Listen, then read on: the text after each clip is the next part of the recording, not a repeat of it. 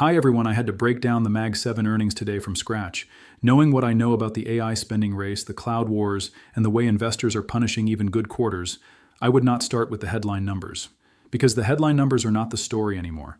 Most people look at earnings and ask, did the company beat revenue? Did it biz? Not how this market is trading right now. The market is asking one question. Are these companies spending hundreds of billions of dollars wisely, or are they lighting shareholder money on fire? And that is why Meta, Microsoft, Amazon, and Alphabet all just gave us one of the most important earnings lessons of the year. Some numbers looked strong. Some stock reactions looked ugly. And if you only looked at the green and red candles, you would probably miss the whole point. So today, Friday, May 1st, New York time, comment below what day and date you're watching from. And if you value this kind of breakdown, support the channel by subscribing and comment John AG Best below. It tells me you want more work like this, not just quick headlines, but the deeper story behind the moves. Now, we're going to walk through all four names, Meta, Microsoft, Amazon, and Alphabet, but we're not doing it like a spreadsheet. Because spreadsheets do not explain fear. They do not explain why a company can beat expectations and still drop. They do not explain why one company gets punished for AI spending, while another gets rewarded for almost the same thing. That's the real story here. So let's start with the stock that got hit first. Meta. On the surface, Meta delivered the kind of quarter investors usually beg for. Revenue came in around the mid-50 billion range. Growth was running in the low 30s. Ad impressions were up in the high teens. Average pricing per ad was up in the low double digits. And daily reach across the family of apps was still around 3.5 billion people. That is not a broken business. That is a global advertising engine that is still very much alive. But the stock fell hard anyway. Why? Because investors were not angry about what Meta just earned.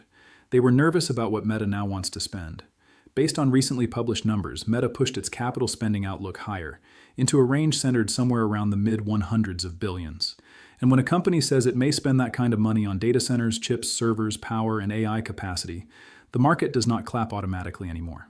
The market asks, where is the payoff? And that is the big shift. A year or two ago, saying AI investment was enough to excite people. Now investors want receipts. They want to see revenue, margins, cash flow, and real products that people actually use. Meta has an advantage here because its core ad business is still producing. Margins are still around the low 40s. Operating profit is strong. Free cash flow is still meaningful, even with heavy spending. And the company has already shown it can go through a scary investment cycle and come out stronger. But let's not pretend there is no risk. There is risk. Meta does not have the same direct cloud rental model that Microsoft, Amazon, or Alphabet have. So when Meta spends on AI, the return is more indirect.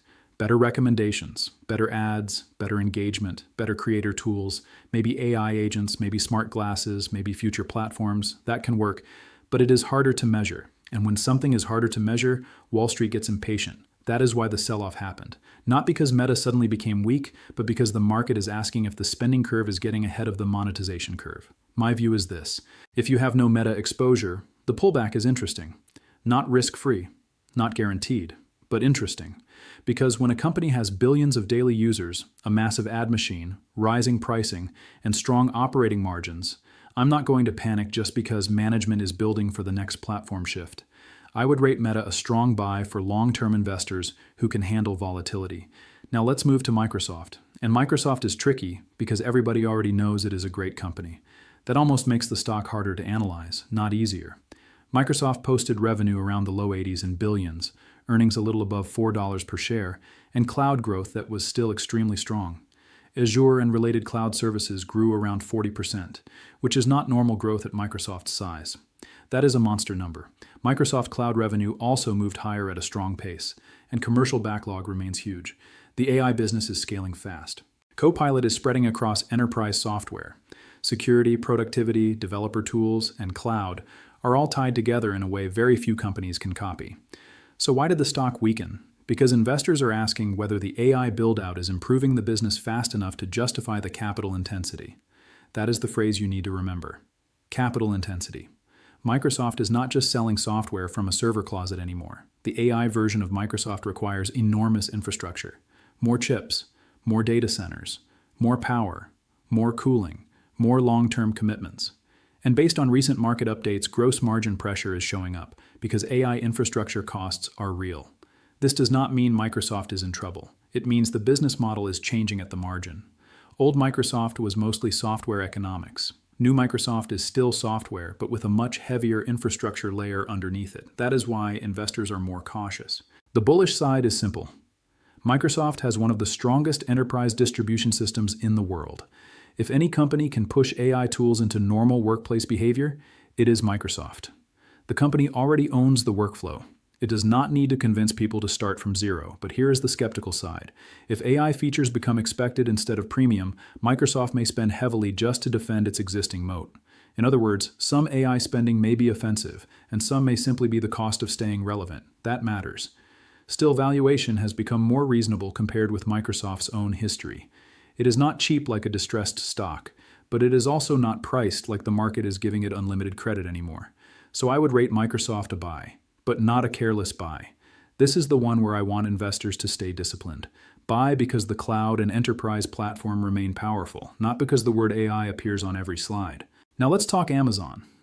Amazon had a strong quarter, but the stock reaction was more muted because expectations were already stretched. The stock had run hard into earnings, and when that happens, good is often not good enough. Amazon reported revenue around $180 billion for the quarter. Think about that. In only 3 months, this company generated more sales than many well-known public companies are worth in total. Operating income improved. Earnings were strong. AWS grew in the high 20s, which is especially impressive because AWS is already one of the biggest cloud platforms on Earth.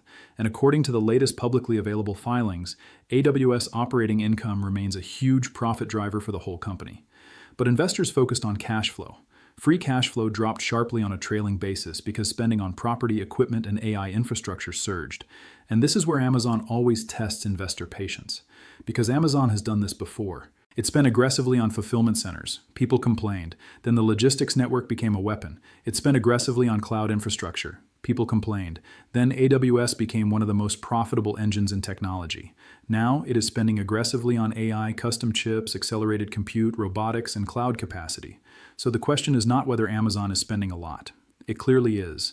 The question is whether this is another investment cycle that builds a bigger moat, or whether this time the price tag becomes too large even for Amazon. I lean positive. Amazon's custom chip business is becoming more important. Trainium, Graviton, and related infrastructure give Amazon a way to reduce dependence on outside chips, offer customers more options, and potentially improve cloud economics over time. That matters because the cloud race is not just about who has the most data centers, it is about who can deliver compute at the best cost. And if Amazon can control more of the stack, from chips to cloud services to AI tools, that can become a serious advantage. But again, I'm not blind to the risk. If AI demand slows, or if too much capacity comes online at once, today's capex could become tomorrow's margin headache. That is the counterpoint. Still, Amazon has more levers than almost anyone. E-commerce, advertising, Prime, AWS, logistics, chips, robotics, AI services. This company is not a one-engine airplane. My rating is buy, but leaning toward hold if you already own a large position. Because after a big run, you do not need to chase every great company at any price. You can respect the business and still wait for a better setup. Now let's get to Alphabet. Alphabet had the cleanest reaction because it gave investors something very specific. Proof. The company did not just say AI demand is coming. It showed cloud acceleration. It showed backlog. It showed search strength. It showed that the AI narrative is not just defensive anymore. Revenue was around $110 billion. Growth was in the low 20s. Google Cloud revenue reached around $20 billion and grew at a very fast pace. Cloud operating income improved massively from a year ago, and backlog climbed to a level above $450 billion. That backlog number matters because it tells you demand is not imaginary. It means customers are signing up. It means capacity is tight. It means the company may actually have more demand than it can serve right now. That is a much better problem than having empty data centers and a nice story.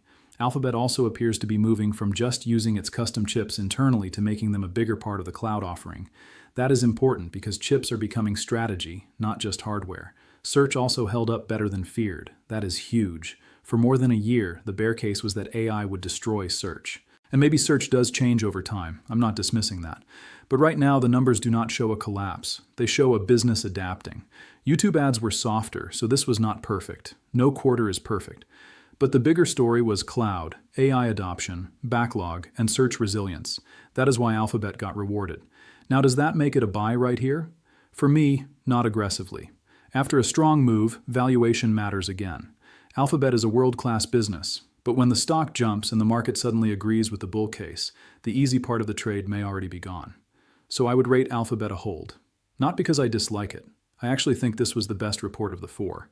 But the best report does not always equal the best new entry. There is a difference between loving a company and loving the current price. And this is where investors need to be honest with themselves. If you own Alphabet from lower levels, holding makes sense. If you have no exposure, maybe you wait for a pullback, sell conservative puts if you understand options, or build slowly instead of chasing the gap higher. So here is the final scorecard. Meta is my strong buy because the sell-off looks more like fear around spending than weakness in the core business. Microsoft is a buy, but with caution, because AI has to prove it can expand value faster than it expands costs. Amazon is a buy-leaning hold because the business is excellent, but spending is heavy and the stock already ran. Alphabet is a hold because the quarter was outstanding, but the reaction already rewarded investors quickly. And the bigger lesson is this.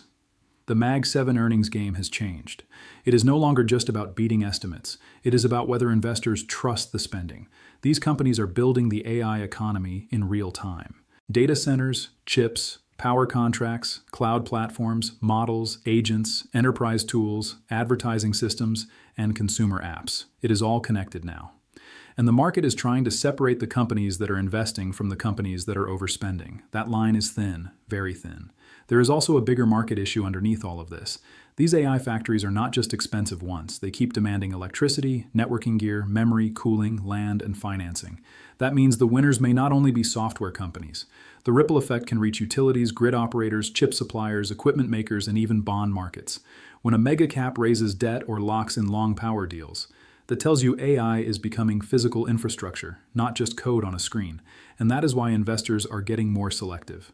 They are not rejecting AI. They are rejecting vague AI. They want companies that can connect the spending to customers, contracts, usage, and profits. That is the new filter. That is what separates excitement from execution. And honestly, that filter is probably healthy for the market overall too. The winners will be the companies that turn AI capex into real pricing power, real usage, real margins, and real cash flow. The losers, or at least the laggards, will be the ones that keep spending because everyone else is spending, and then struggle to show the return. If you're successful, share your success story in the comments so others can stay motivated. And tell me this in the comments. Which one would you buy first right now?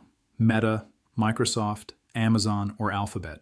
And which one would you avoid until the price gets better? Because this is not about worshiping big tech. It is about owning the right businesses at the right price, with the right level of risk. That is how you survive a market where good earnings can still get punished. That is how you avoid chasing hype at the top.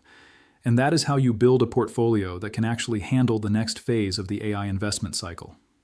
As always, this is just my personal market breakdown for education and research. It is not financial advice, it is not a signal to buy or sell anything, and it may not fit your situation. Do your own work, understand the risks, and make decisions based on your own goals, your own timeline, and your own money.